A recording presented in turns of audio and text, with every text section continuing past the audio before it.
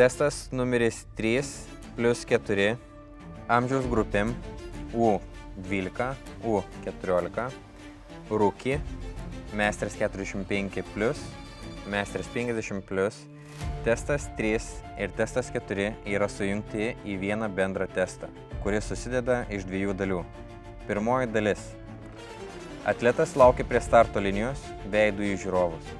Po signalo start atletas bėga prie dėžės ir atlieka 10 burpee box jump over.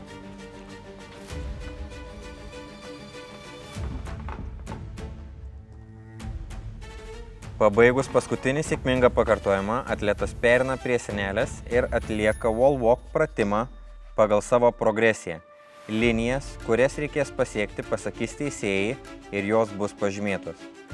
Po sėkmingai atliktų 3 pakartojimų, atletas perneša savo kūgelį į kitą segmentą. Ir taip sportininkas kartoja 4 minutės.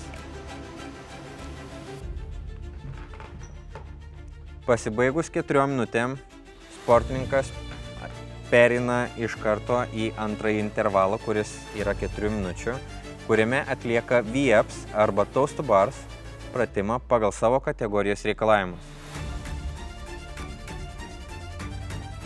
Sėkmingai atlikus visus pakartojimus, atletas pereina prie virvės ir likusį intervalo laiką atlieka lipimus į virvę. Rezultatas yra visų atliktų pakartojimų suma.